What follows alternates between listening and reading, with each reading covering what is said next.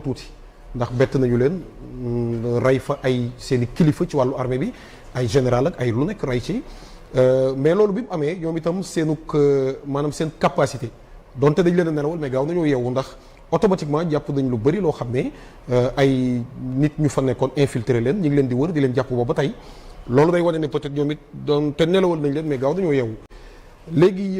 lu mel ne renseignement bu Israël dañ ci doon wax lu bari Pape Sané boo waxee ñu ne adduna bi ñoo ci gën a aay ku bëgg nguur foog nga wax ak ñoom d'ailleurs lu bari xew na ci adduna bi sax surtout ay élection ci ay dëkku jàmbur fii Afrique ñu dugal ci seen loxo Sénégal avant élection yi doon nañ leen tudd ci benn affaire boo xam ne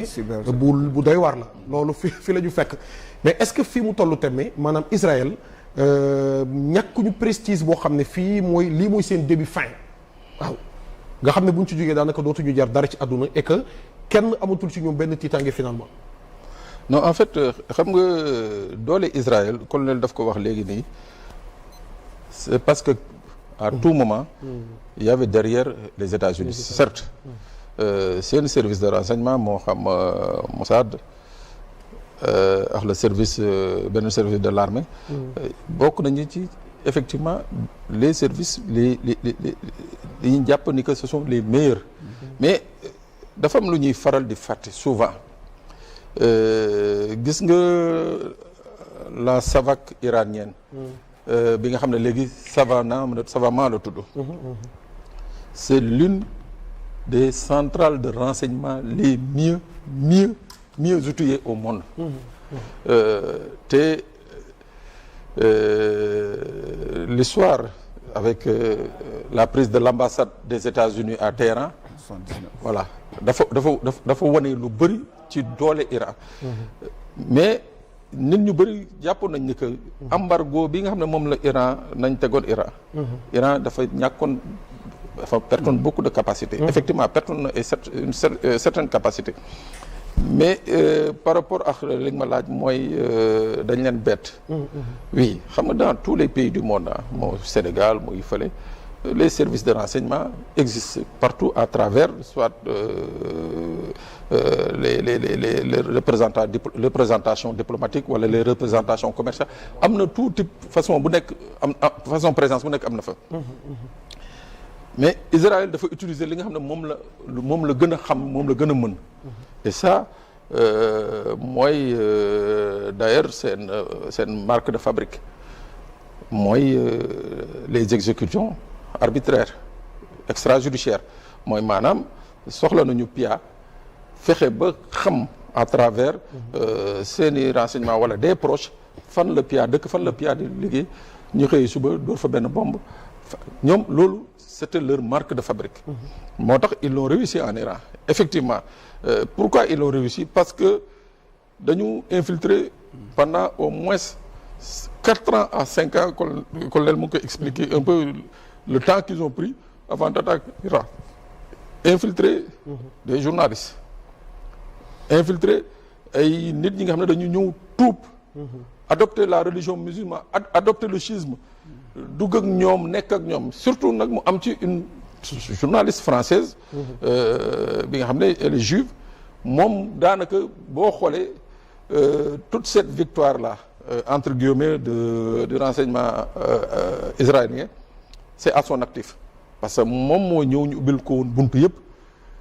muy fréquenter les épouses des généraux di demanteeg ñoom di dem pendant 4 ans parce que tamit ñoom ils savent prendre du temps 4 ans 5 ans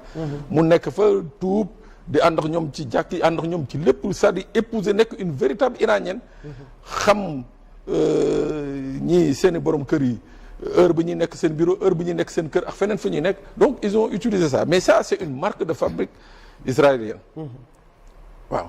c'est une marque de fabrique israélienne donc moo tax bi ñu jógee effectivement le même jour ils ont réussi à décapiter pratiquement une bonne part du commandement iranien mais boo xoolee rapidité bi nga xam ne moom la Iran teg sur place pour redévelopper son commandement et aller à l'assaut d'Israël moo lay won que également c'est un pays bi nga xam ne militairement musul bàyyi boppam et que ci wàllu renseignement également musuñu bàyyi seen bopp la preuve il a fallu quelques heures pour que ñu ëlbatik la machine procédé à multiples arrestations d'agents israéliens infiltrés.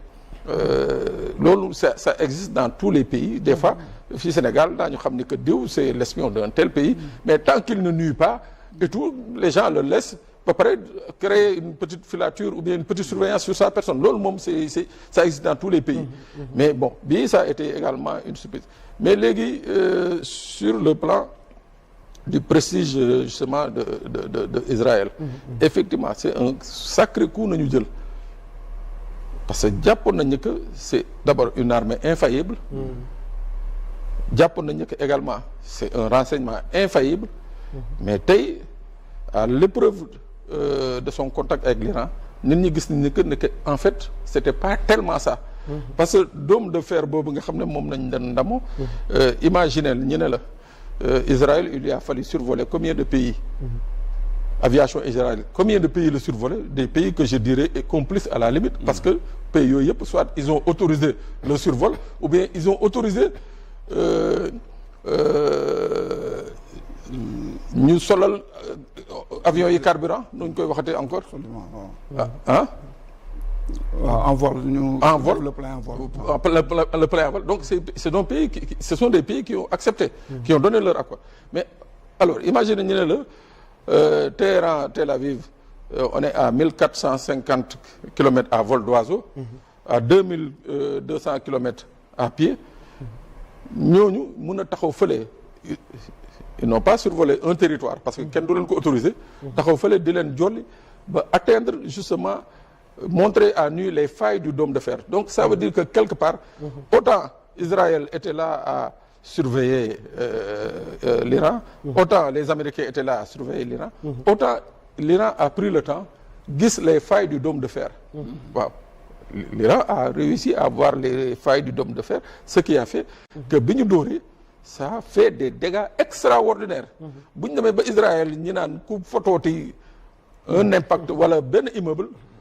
5 ans wala 3 ans de prison dañ lay tëj, mooy que comme quelque part dégâts yooyu bëggatuñu ko gis. Maintenant il y a maintenant ce qu'on appelle maintenant la propagande des médias mainstream. Oui. Ça c'est de bonne guerre. L'Occident d'ailleurs c'est ce qui fait que ñun nos États souvent on est de grands consommateurs de ces médias mainstream, parce que la ñuy jox souvent ça ne reflète pas la réalité, mais nous sommes obligés de les consommer parce que amuñu des sociétés de communication ou bien des médias aussi puissants. Tey bu weesoo Al Jazeera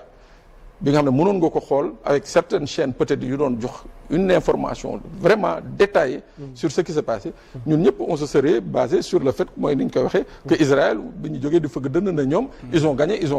ñu jàpp ni que ils ont gagné, mais ils ont perdu en fait, parce que depuis 1967 c'est la première fois que Israël subit un camouflet de ce genre. Depuis lors toutes les guerres yi Israël entamé c'est des guerres yi nga xam ne c'était contre des milices, pas contre des pays. C'était des guerres contre des milices. Waaw, mais tey bi mu demee confronté wu à un pays, on a vu les résultats. Donc maanaam nos chefs d'État yi nga xam ne ñoom jàpp nañ ne que pour ñu tëdd nelaw il faut avoir une protection israélienne, pour ñu tëdd nelaw il faut un système d'écoute ou bien des systèmes de sécurité israéliens. Je crois que tey ils peuvent remettre ça en cause, fexe ba nga xam ne, et je crois que c'est là où des pays comme le nôtre war a accentuer justement seen sécurité